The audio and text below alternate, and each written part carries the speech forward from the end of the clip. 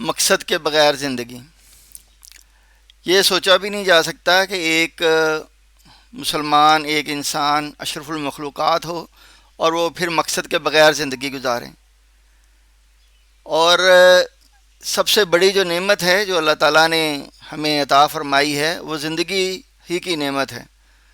اور یہ کیسے ہو سکتا ہے کہ ایک انسان ہو اور پھر مسلمان ہو اور اس کی زندگی کا کوئی مقصد نہ ہو؟ اگر آپ کی زندگی کو مقصد نہیں ہے تو اس کا مطلب یہ ہے کہ آپ ایک ایسی کشتی کی مانند ہیں، آپ ایک ایسی کشتی کی مانند ہیں جو سمندر میں لہروں کے مرہون منت ہے کہ جدھر لہریں آئیں گی ادھر آپ کو لے کے چلی جائیں گی۔ لیکن اللہ تعالیٰ نے ہمیں اس لیے پیدا نہیں کیا کہ ہم بغیر مقصد کے، بغیر منزل کے، بغیر سمت کے اپنی زندگی گزاریں۔ اللہ تعالیٰ نے سورۃ المومنون میں فرماتے ہیں کہ افا حسبتم انما خلقناکم عبثا وانکم الینا لا ترجعون،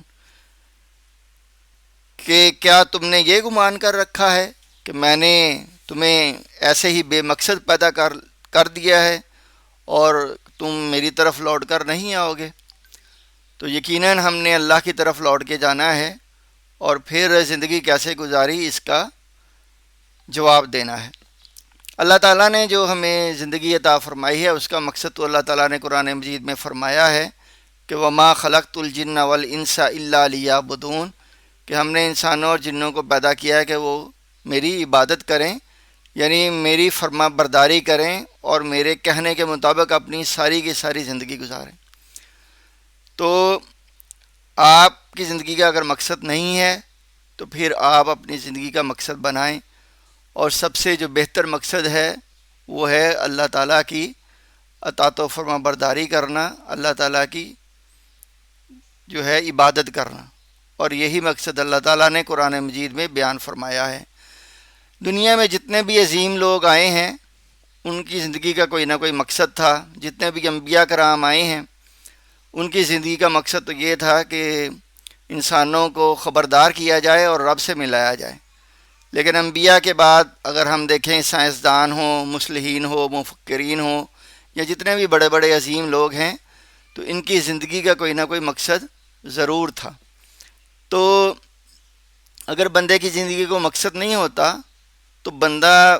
ایسے ہی بالکل فضول اپنی زندگی گزار رہا ہوتا ہے اور وہ اپنی زندگی کو انجوائے نہیں کر پاتا۔ اس لیے میری آپ سے یہ گزارش ہے کہ آپ اپنی زندگی کا کوئی نہ کوئی مقصد بنائیں۔ ابھی کوئی ٹارگٹ اپنی زندگی کا کوئی ٹارگٹ جو ہے وہ فکس کریں، کوئی ہدف رکھیں، اور اس کے بعد ہی پھر آپ کو پتہ چلے گا کہ زندگی جو ہے وہ ٹف ہے یا آسان ہے، اور اس کے بعد ہی ٹارگٹ سیٹ کرنے کے بعد ہی بندے کو پتہ چلتا ہے کہ ٹارگٹ اچیو کرنے کے لیے اس نے کیا جدوجہد کرنی ہے، کیا محنت کرنی ہے، اس کے لیے کیا قربانیاں دینی ہیں۔ اور پھر جتنا عظیم بندے کی زندگی کا ٹارگٹ یا مقصد ہوتا ہے اتنی ہی بڑی قربانیاں اسے اس مقصد کے حاصل کرنے کے لیے دینی ہوتی ہیں۔ اس لیے میری آپ سے گزارش ہے کہ آپ اپنی زندگی کا کوئی نہ کوئی مقصد بنائیں۔ سب سے بہتر مقصد تو یہی ہوگا کہ آپ اللہ کے دین کو قائم کرنے کی جدوجہد کریں، اور اس کے علاوہ آپ جو ہے پاکستان کو یا انسانیت کو ترقی کی راہ پہ چلانے کے لیے اپنی زندگی کا کوئی مقصد سیٹ کریں۔ اللہ تعالی ہم سب کو اپنی